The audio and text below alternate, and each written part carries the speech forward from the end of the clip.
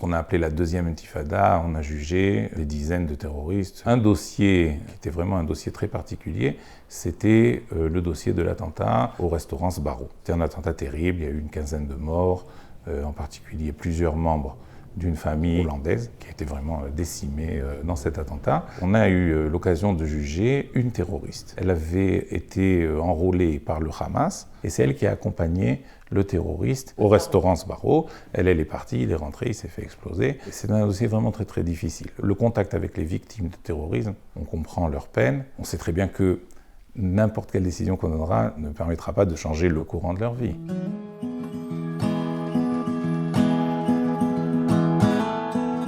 Nathaniel Bénichou, bonjour. Bonjour. Vous êtes un exemple pour l'ALIA de France, en tout cas en termes d'intégration. À 52 ans, vous êtes... brigadier général. Et vous avez été président de la Cour d'appel militaire. De Judée-Saint-Marie. Voilà, donc c'est vraiment quelque chose d'assez exceptionnel.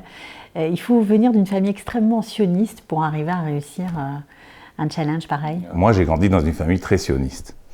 Et je pense que c'était un accomplissement de la ALIA, de rentrer dans l'armée, d'être officier, et après de faire une carrière militaire. Mais franchement, quand j'ai commencé l'armée, après avoir fini mes études de droit, c'était pas la première chose qui me venait en tête de faire une carrière militaire. L'histoire s'est passée comme ça, que j'ai fait un poste, ça m'a plu, et j'ai trouvé que c'était vraiment fantastique de pouvoir allier le droit et de faire quelque chose qui a rapport avec la sécurité de l'État.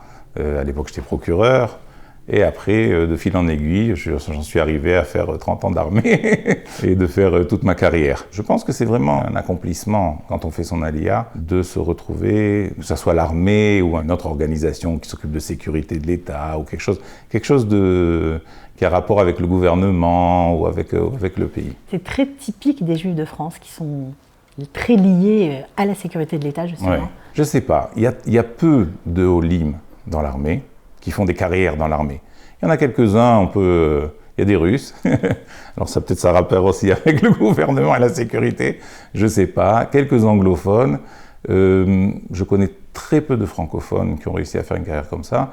Il faut comprendre que l'armée c'est pas facile, il faut avoir un background, il faut avoir les parents derrière souvent, parce que faire l'armée et faire une carrière dans l'armée tout seul en Israël, c'est vraiment difficile. Pourquoi ? C'est 24 heures sur 24, c'est 7 jours sur 7. C'est pas un travail où on rentre à la maison et puis bon, c'est tout, on oublie de ce qu'on fait. Bon, moi, j'étais encore dans un poste juridique, donc bon, c'était quand même, ça permet d'avoir une vie familiale, mais souvent, c'est pas facile. Vous aviez 15 ans, je crois, quand vous êtes arrivé en Israël. Vous avez étudié le droit et vous l'avez fait brillamment. Vous avez eu votre diplôme mentionne très bien de la faculté de Bar-Ilan. C'était difficile, j'imagine, au début, parce que 15 ans, 18 ans, 19 ans, je ne sais pas quel âge vous êtes rentré à la fac, ça n'a pas dû être simple. Oui, en effet. Bon, je suis arrivé à 15 ans, j'étais à Kfar Maimon, au lycée Torani de Kfar Maimon, ce qui m'a permis une intégration douce. On a passé le bac français et le bac israélien, mais bon, après j'ai fait encore un an de yeshiva à Bethel, et je me suis retrouvé donc à 18 ans à l'université de Bar-Ilan. C'était pas évident. Le droit, il faut avoir un très bon niveau d'hébreu. Et c'était pas le cas. C'est quoi votre première confrontation avec le droit, tout simplement ? Oui, premier cours de fac. On sort du cours et on reçoit à lire, je sais plus qu'est-ce que c'était, un article sur le droit international, si je me souviens bien. Et je cours à la bibliothèque. J'emprunte le livre, mais il y en avait pas beaucoup. Il y avait quelques exemplaires. Donc un copain, c'était même pas encore un copain, une connaissance des études, me dit on peut lire ensemble. Je lui dis oui, il n'y a pas de problème. On met le livre entre nous deux. Il lit. Je ne sais pas, 1 minute et demie après, lui il était déjà à la fin de la page et moi j'étais encore en train de ramer au milieu et j'ai compris à ce moment-là qu'il fallait que je fasse des gros efforts avec l'hébreu et je me suis mis à lire beaucoup de jurisprudence, beaucoup d'articles en hébreu. Mais vous, au début on ne comprend pas, vous ne compreniez pas, j'imagine. Oui. Non, bon, j'avais quand même un niveau d'hébreu qui était assez correct parce que j'avais fait justement pendant cette année de yeshiva que j'avais fait entre Kfar Maimon et les études, je m'étais dit, il faut apprendre l'hébreu, donc je n'étudiais pratiquement pas avec des francophones, surtout avec des Israéliens, et on essayait même j'avais un très très bon ami qui était avec moi, qui était aussi francophone, on essayait de se parler qu'en hébreu. Ça ne réussit pas toujours, mais bon, c'est important. Bon, on essaie. Oui, je crois que c'est la clé de la LIA finalement, c'est la langue. J'ai vu ça à mon niveau, j'ai vu ça au niveau de mes frères et sœurs qui étaient plus petits, j'ai vu ça au niveau de mes parents qui ont été obligés de reprendre une carrière. Vous êtes tombé dans la potion magique dans votre petite enfance, ça vous passionnait le droit depuis toujours? Alors oui, mes parents sont avocats. Ils ont dû tout recommencer, eux? Oui, mon père, oui. Ma mère a fait ses études ici. Mais mon père a repassé, à l'âge de 40 ans, tous les examens. Après, il a été pris dans un gros bureau pour faire un stage. Il a fait un stage d'1 an. Il leur a dit, moi je ne suis pas venu en Israël pour travailler comme un fou. Et il a ouvert un cabinet à Netanya. Et depuis, il a un cabinet à Netanya. En France, déjà, quand j'étais petit, quand j'étais en vacances, j'allais avec lui au tribunal, je jouais à l'avocat, je faisais des plaidoiries à la maison. C'est quelque chose que vous portiez en vous depuis toujours? Oui. Ça m'a toujours intéressé, vraiment fasciné, je crois, le droit. Il faut comprendre que le droit, c'est la vie. On se retrouve dans des situations qui ont rapport avec la vie de tout un chacun, souvent dans des situations qui sont des situations difficiles. Moi, j'ai fait du droit pénal, donc c'est même les côtés moins roses de la société qu'on voit. Quand on s'occupe de droit pénal qui a rapport avec le terrorisme, comme on fait dans les tribunaux militaires, alors à ce moment-là, c'est vraiment des situations humaines déchirantes parfois. Alors aujourd'hui, vous êtes à la retraite, vous avez quitté vos fonctions, bien que j'ai entendu dire que vous faites pas mal de milouïm. Oui. Comme avant en fait. Oui, pas autant. J'ai beaucoup moins de responsabilités au point de vue de la direction de l'unité. Un président de tribunal s'occupe 30 ou 40% du temps de dossiers et le reste du temps, il fait management. Il doit gérer une unité, l'unité de tribunaux militaires, c'est 300 personnes. Il faut s'occuper de tout. Il faut s'occuper des petits problèmes des soldats, qui sont des soldats qui sont rentrés à l'armée parce qu'ils étaient obligés par la loi et qui sont pas toujours très motivés de faire l'armée. Et il faut s'occuper aussi des décisions au point de vue stratégique de qu'est-ce qu'on va faire en tant que tribunal, comment on s'occupe de situations de crise, comment on prépare l'unité pour des situations où il y a un conflit. Le conflit israélo-palestinien s'embrase et il y a des centaines de gens qui sont arrêtés. Et autres. Donc ça aussi, ça fait partie de vos attributions. Ça faisait partie de vos attributions. Oui. Le président de la Cour d'appel de Judée-Saint-Marie, il est aussi commandant de l'unité des tribunaux militaires et il est responsable de tout ce qui se passe dans l'unité. Donc c'est une responsabilité énorme. Oui, alors il faut aimer, ça c'est toujours pareil. Il y a des juges qui n'aiment absolument pas s'occuper de direction et de management.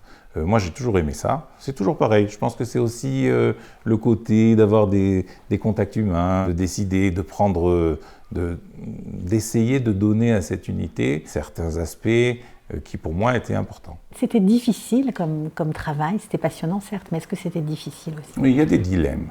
On n'envoie pas quelqu'un en prison pour une peine de prison de perpétuité, ou même pour 10 ans de prison, ou même pour 1 an de prison, sans que ça nous fasse quelque chose. Même si c'est un terroriste, même si ça fait 20 ans ou 30 ans qu'on travaille dans ce domaine et qu'on connaît les règles et qu'on est habitué et qu'on a traité des centaines ou des milliers de cas, chaque personne, il faut vraiment qu'il y ait quelque chose. Il faut qu'il y ait une fibre humaine qui vibre quand on juge quelqu'un. J'ai interviewé des juges qui voulaient travailler chez nous, etc.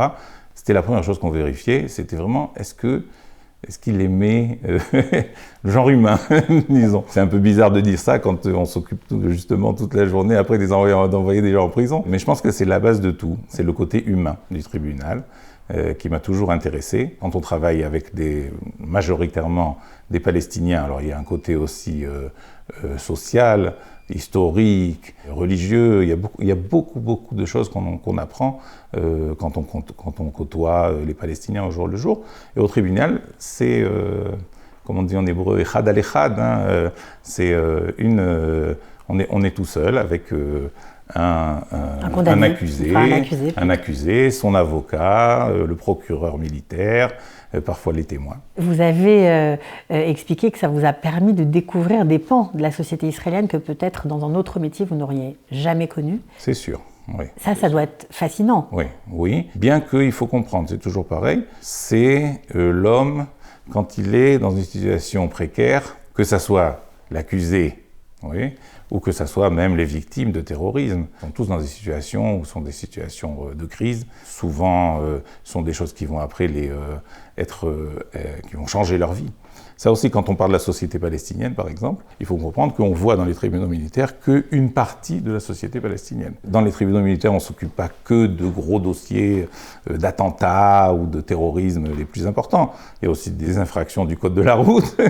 Donc on rencontre aussi d'autres gens qui sont des gens tout à fait normatifs et pas seulement des terroristes. Mais c'est le focus est plus sur les terrorismes. Alors, on va revenir sur une affaire qui a été, qui a touché tout le peuple israélien, c'est la libération de Gilad Shalit et le prix que la société israélienne a dû payer. Comment vous, en tant que juge, vous avez réagi? C'est compliqué, c'est vraiment un dilemme. C'est le genre de situation où on se dit, heureusement que moi je suis dans le poste dans lequel je suis et que je ne dois pas prendre la décision du gouvernement. Est-ce que libérer des terroristes dont on savait de façon très claire que la grande majorité allait reprendre le terrorisme.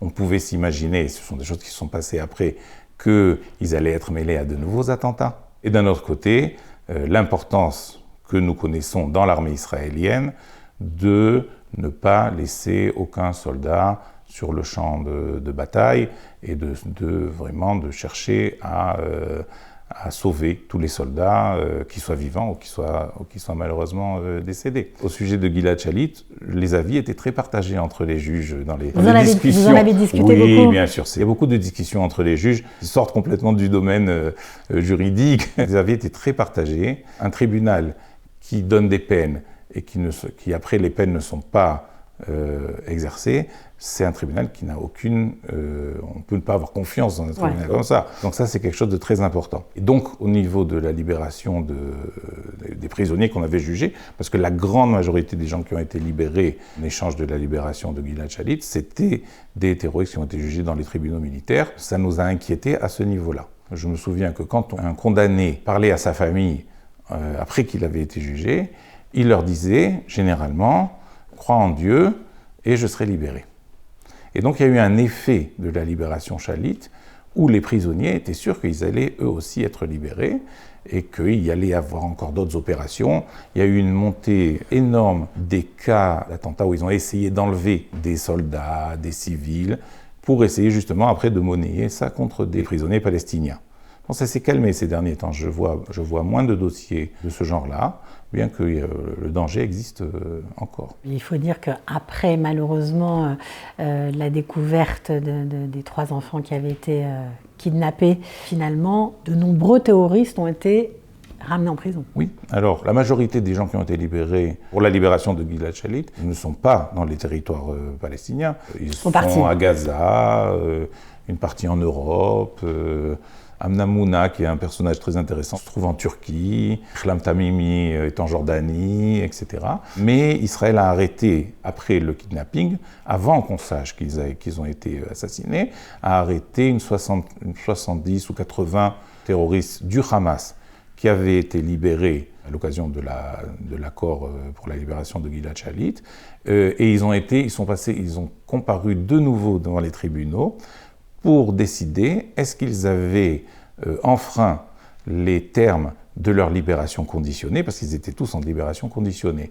La grande majorité a été renvoyée en prison, certains pour des peines de prison à perpétuité, après qu'on se soit rendu compte qu'ils avaient enfreint les termes de leur libération. J'avais eu un cas très intéressant, un Palestinien donc, qui avait été jugé, qui avait pris justement perpétuité, et qui avait déjà fait une quinzaine d'années de prison, et qui avait été donc libéré, puis réarrêté 2 ou 3 ans après, et qui nous avait dit, on lui avait donné la possibilité de s'exprimer, et il nous avait dit « mais moi je ne suis plus la même personne, j'avais 20 ans quand j'ai été arrêté, j'ai fait ce que j'ai fait, je regrette, maintenant ils se sont passés encore, je ne sais plus combien, presque une vingtaine d'années, je suis marié, j'ai un enfant, et il a commencé à pleurer en disant « mais ne me renvoyez pas en prison ». Qu'est-ce que vous avez fait ? Au début, je dois dire que ça m'avait touché un petit peu. Et après, quand j'ai lu le dossier pour la première fois, donc j'ai lu le dossier de tout ce qu'il avait fait pendant qu'il avait été libéré, c'était un des cas les plus graves qu'on avait eu, qu'on a eu à traiter, parce qu'il a été vraiment mêlé à des actes de terrorisme. depuis qu'il a été libéré. Donc bon, on l'a renvoyé en prison. Voilà. Mais enfin, au point de vue humain, c'était clair que c'était pas la même chose pour lui de rentrer en prison pour la première fois à 20 ans ou de faire la même chose à 40 ans. Le fait de venir d'Europe, d'avoir grandi en France, à Périgueux, d'avoir une vie complètement différente, est-ce que ça vous donne un autre point de vue, une autre façon de juger par rapport à vos collègues israéliens? Je sais pas. On est moins rugueux. Je sais pas. On a l'habitude de dire qu'Israéliens, c'est comme les sabres, oui. Donc je pense qu'il y a une certaine politesse française que j'ai avec moi. Je ne m'en rends pas compte. Mais les gens me le font remarquer, que ça se passe un peu différemment dans la cour du tribunal. C'est votre signature? Je pense. J'ai aussi le sens de l'humour. Et j'aime bien aussi de temps en temps, dans les limites du tribunal, qu'on peut décompresser un petit peu. C'est pas toujours possible, mais si on peut le faire, je pense que c'est pas une mauvaise chose. Alors vous avez pris des décisions courageuses qui ont été relayées par la presse. Vous pouvez nous parler d'une de vos décisions marquantes? Pendant qu'on a appelé la deuxième intifada, on a jugé des dizaines de terroristes qui avaient fait tous les attentats qui sont passés malheureusement en Israël, les bus, etc. Un dossier qui était vraiment un dossier très particulier, c'était le dossier de l'attentat au restaurant Sbarro. C'était un attentat terrible, il y a eu une quinzaine de morts, en particulier plusieurs membres d'une famille hollandaise qui était vraiment décimée dans cet attentat. De très nombreux blessés aussi. Oui, très nombreux blessés. C'était vraiment un attentat terrible. Et on a eu l'occasion de juger une terroriste, qui était une fille qui venait de Jordanie, qui avait fait des études en Jordanie et qui avait eu une relation avec un étudiant extramarital. Donc ses parents l'avaient envoyée en Judée-Samarie pour l'éloigner de cet étudiant, et elle avait été enrôlée par le Hamas parce qu'elle parlait très bien l'anglais. Et donc ils lui ont donné comme première mission d'aller mettre une canette de bière piégée au supermarché qui se trouvait en dessous du Mashbir, au centre de Jérusalem. Elle y était allée, elle s'était fait passer, dans son témoignage, elle nous a raconté qu'elle s'était fait passer pour une Israélienne, c'est-à-dire qu'elle avait mis un jean, des lunettes de soleil, et puis elle avait parlé en anglais au téléphone pour passer le garde qui était à l'entrée du supermarché. Elle avait mis la canette, elle était sortie, ils avaient fait exploser la canette, il y avait eu un blessé. Et donc elle est retournée voir les personnes qui lui donnaient les ordres en leur disant « Moi, je suis venu pour faire des choses importantes, et si vous ne me donnez pas des choses importantes, moi, j'arrête ma coopération avec vous. » Et donc ils lui ont dit « Mais il n'y a pas de problème, on est en train d'organiser un gros attentat, et on veut que ça soit toi qui accompagne le terroriste. » Et donc à ce moment-là, il y a eu une discussion, ils ont piégé une valise de guitare. Au début, ils avaient mis ça dans une valise d'un oud, et elle leur a dit « Mais ça, c'est un instrument de musique orientale, donc on va se faire arrêter, donc changer. » Donc ils ont pris une guitare, et c'est elle qui a accompagné le terroriste au restaurant Sbarro. Elle est partie, il est rentré, il s'est fait exploser. Et c'est un dossier vraiment très très difficile. Le contact, il faut comprendre que le contact avec les victimes de terrorisme, quand on a une famille comme ça qui a été complètement vraiment, c'était une hécatombe décimée. C'est vraiment très très très difficile, tous les niveaux.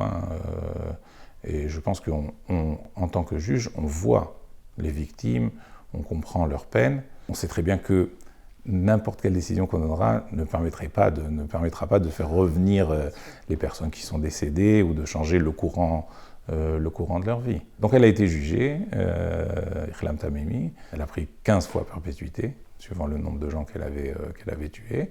Et elle a été libérée pour l'accord pour la libération de Shalit. Elle est en Jordanie, de temps en temps elle donne des interviews. Alors je suis... C'est dur ça. En tant que juge, vous qui l'avez envoyé en prison, c'est difficile. Oui, mais bon, il faut comprendre qu'il y a d'autres intérêts. C'est-à-dire que c'est toujours pareil.